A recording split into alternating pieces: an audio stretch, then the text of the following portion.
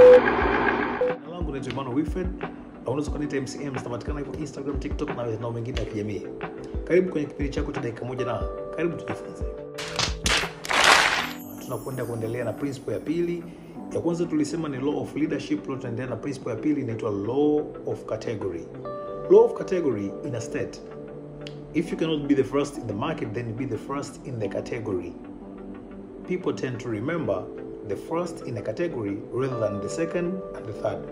Ikiwa na maana kwamba kama umeshindwa kuwa wa kwanza kwenye soko, basi jitahidi kuwa wa kwanza kwenye category fulani, kwa sababu watu wanakumbuka zaidi mtu wa kwanza kuliko yule wa pili au wa tatu.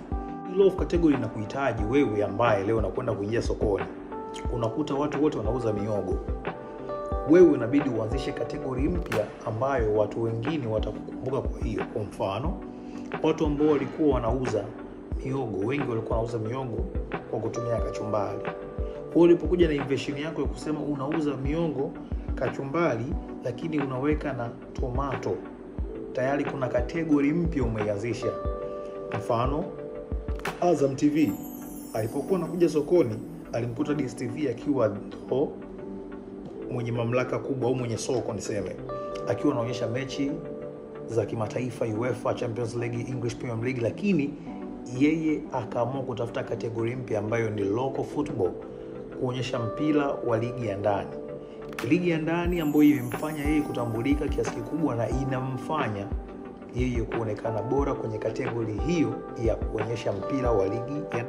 Vivyo hivyo wewe leo wakati unaingia sokoni au una biashara yako, hakikisha unaanzisha kitu kipya kwenye kategori yako. Na kama hujaanzisha kitu kipya, basi tengeneza chochote ambacho kitatengeneza wewe uonekane wa tofauti, ili watu wakukumbuke kwenye hicho. Sasa let me encourage you, biashara yoyote unayoifanya ni kitu kidogo tu kiadjust kinakutengeneza kwenye kategori mpya. Usiwaze sana ukafikiri kama ni kitu cha tofauti au kitu cha upekee sana. That was my time. Emmanuel Wilfred jina langu. Till next time.